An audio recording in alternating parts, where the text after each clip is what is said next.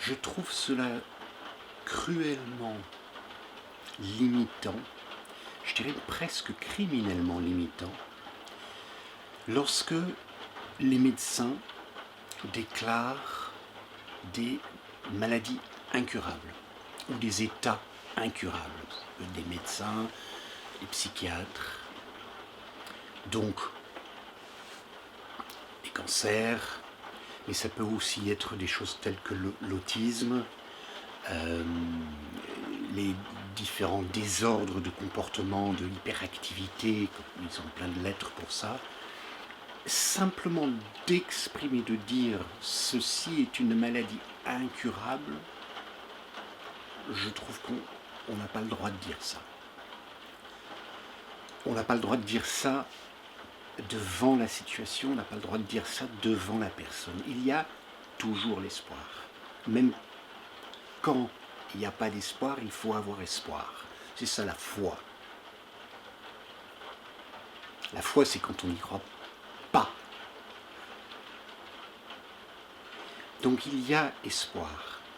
Et quand on est sur son pupitre, sur son piédestal d'autorité, qu'ont les médecins, qu'ils le veuillent ou non, et souvent ils le veulent, et quand on déclare ceci est incurable,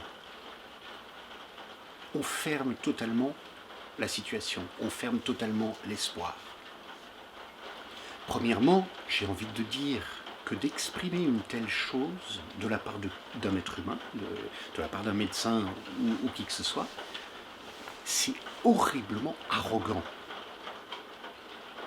Qui est cette personne, avec toutes ces années d'études, qui pense tout savoir, qui pense avoir une vue globale, qui sait qu'il n'y a rien d'autre que ce qu'il sait? C'est déjà horriblement arrogant. Ensuite, il y a quand même des cas documentés de guérison miraculeuse, de rémission de tel ou tel cancer. Il y a aussi des choses extrêmement intéressantes et très pertinentes et percutantes qui sont faites par exemple avec les diètes et les régimes ou les jeûnes. Souvent c'est pas en France, c'est en Russie, c'est aux États-Unis, c'est en Pologne. On travaille sur l'autisme aussi de cette manière-là, avec des régimes, des diètes, etc. Donc, dire que quelqu'un a une maladie incurable, ben voilà, on ferme la case, on met la personne dans une case, on la ferme. Mon père est mort d'une maladie incurable. C'est ce qu'ont dit les médecins. Et il est mort. Donc, ils avaient raison. Sauf que, bon, c'était dans le temps, il y avait peut-être moins d'informations sur les médecines alternatives, je ne sais pas. La médecine a fait son travail, ce qu'elle a pu, avec toute sa sincérité possible. Et mon père, il a suivi. Mais il n'a rien été voir ailleurs. Puisqu'il avait une maladie incurable, ça ne servait à rien, il n'allait pas perdre son temps. Alors, je vais vous raconter une histoire. Au fait, à la naissance de notre deuxième enfant, donc notre fille, elle avait l'œil qui sointait horriblement, donc bébé, tout bébé.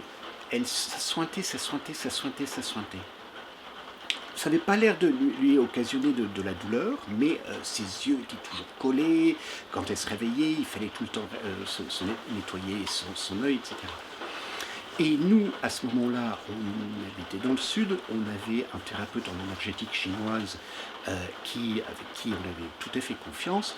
On est allé le voir. Ça faisait quelque chose. On voyait un petit changement pendant un jour, pendant 2 jours, mais ça ne tenait jamais. Et globalement, ça ne s'améliorait pas. Et au bout d'un certain temps, je ne me rappelle plus combien de temps, il a dit, écoutez, je n'arrive pas à trouver la porte d'entrée. Il faudrait, je pense, aller voir ailleurs. Ça, c'est de l'humilité. Ça, c'est de l'humilité. Il n'a pas dit « Oh, c'est incurable ». Il a dit « Je n'arrive pas à trouver la porte d'entrée ». Et nous sommes allés voir ailleurs. Et nous avons trouvé la porte d'entrée, ou un autre thérapeute a trouvé la porte d'entrée. Et ça a été résolu d'une façon assez extraordinaire d'ailleurs. Ça, c'est de l'humilité. Un autre cas. L'autre jour, j'ai eu un jeune homme, un ado, qui est dans mon cabinet, et il avait, alors c'est pas quelque chose de vie et de mort, heureusement, mais il avait un tic nerveux assez très présent, un mouvement nerveux de la jambe qui était gênant, qui ne pouvait pas s'empêcher de bouger sa jambe tout le temps très très très vite, y compris la nuit, y compris quand il dormait. On avait essayé diverses choses pour résoudre cette chose, et à un moment, donc je répète, un teenager, à un moment, le médecin dit oh, « il n'y a rien à faire, il n'y a rien à faire, ça passera avec le temps ». Déjà, ça faisait un certain nombre d'années que ce n'était pas passé, mais qu'est-ce que ça veut dire? Ça passera avec, il n'y a rien à faire, ça passera avec le temps. Ce jeune homme est venu me voir, j'ai fait 2 soins. Premier soin, il y avait déjà une grande amélioration, mais c'était pas, je le sentais, et puis c'était effectivement le cas, c'était beaucoup plus en douceur, il y avait encore le tic, mais beaucoup plus en douceur. J'ai fait un 2e soin, je ne m'en rappelle plus, 3 semaines plus tard, et je ne vais pas dire que c'est un miracle, c'est complètement parti. Ça revient parfois, apparemment, c'est ce qu'on m'a dit, ça revient parfois de temps en temps, mais c'est en douceur, ça peut être quand il est en stress, en situation de stress plus particulier. Est-ce qu'il faut refaire un autre soin? Je ne sais pas. Est-ce qu'il va le demander? Je ne sais pas. Mais ce qui est clair et absolument évident, c'est que à une échelle, si cette problématique était à échelle 10, eh bien en 2 soins, avec l'aide du chamanisme, je l'ai ramené à une échelle 2. Ce n'est pas totalement parti, mais c'est à une échelle 2. Alors que le médecin avait dit, oh, il n'y a rien à faire. C'est incurable, ça passera avec le temps. Pour une chose moins grave qu'un cancer, ou que l'autisme, ou que ceci, ou que cela. Mais il faut avoir espoir, il faut chercher. Et si ça ne marche pas, et c'est pas parce qu'on vient chez moi que ça marchera forcément, peut-être que moi je ne suis pas la personne pour toi. Ou ta problématique n'est pas, c'est pas chez moi que ça va se résoudre. C'est possible, mais je ne vais pas. Si tu viens chez moi au bout de 1 fois, au bout de 2 fois, et je ne vois pas de changement, on ne voit pas de changement, et ça n'a pas l'air de vraiment faire grand-chose, on peut éventuellement retenter un coup, mais là je vais dire comme notre thérapeute d'il y a 12 ans, 13 ans, je ne trouve pas la porte d'entrée, mais il y a une solution. Un autre cas de ça, c'est vous ne pouvez pas avoir d'enfant. La condamnation pour des couples, pour des hommes ou des femmes. Alors, peut-être qu'il y a un petit nombre de cas où l'impossibilité est un fait. Peut-être. Sans doute.